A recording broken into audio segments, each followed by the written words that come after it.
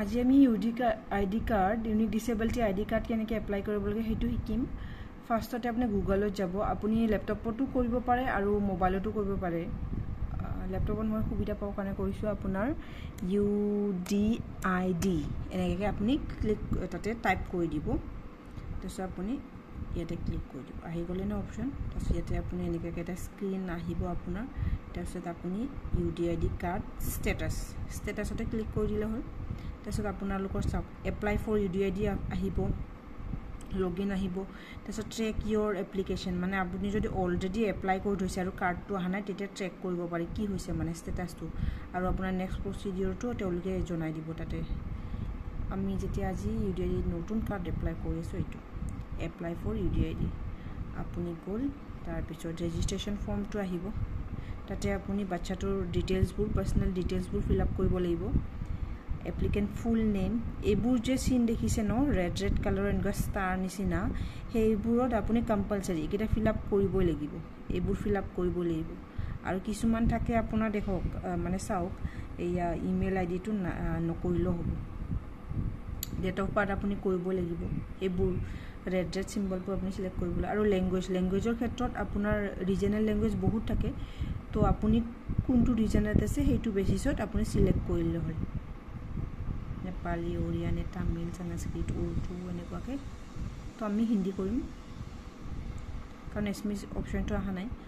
আপুনি চাওক কেটেগৰীত আপুনি জেনেৰেল নে OBC মানে বাচ্চাটো SC এইবোৰ ক্লিক কৰিব লাগিব। Gender male female, transgender, blood group কি বাচ্চাটোৰ। তাৰপিছত ৰিলেট উইথ পাৰ্চন, আপুনি যে এইটো গাৰ্জেনৰ নাম দিছে তো সেইটো তাৰ চাব অপশ্যন আহিব, ফাদাৰ হয় নে মাদাৰ হয় নে ৱাইফ হয় হাজবেণ্ড হয়, এইবোৰ আহিব। আপুনি সেইটো ক্লিক কৰি দিব লাগিব। তাৰপিছত আপুনি নামটো জনাই দিব লাগিব।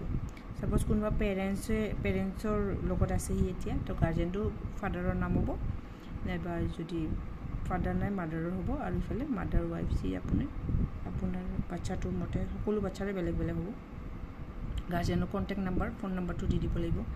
আৰু এইটো ইম্পৰ্টেণ্ট হয়, এইটো যে আপোনালোকৰ আছে এইটো ফটোগ্ৰাফটো, বাচ্চাটোৰ ফটোগ্ৰাফটো আৰু তাৰ ছিগনেচাৰ নাইবা থাম্বটো আমি প্ৰথমে ফটো উঠাই পেলাই এইটো চাইজত কনভাৰ্ট কৰিব লাগিব। 35x45 mm এইটো ছেইম আপুনি কনভাৰ্ট কৰি দিব লাগিব। তাৰপিছতে আপুনি চুজ ফাইল কৰি সেইটো চিলেক্ট কৰি আনি ইয়াতে আপলোড কৰিব পাৰিব, নহ'লে ইয়াতে একচেপ্ট নকৰে, মানে চাইজ ডিফাৰেঞ্চ হ'লে বেছি ডাঙৰ হ'লে একচেপ্ট নকৰে। এয়া আৰু তাতে ইনষ্ট্ৰাকশ্যন আৰু দি আছে চাওক, only JPG and PNG image with size 3KB to 30KB allowed। 3KB তলত হ'লেও নহ'ব, আপোনাৰ 30KB ওপৰত হ'লেও নহ'ব।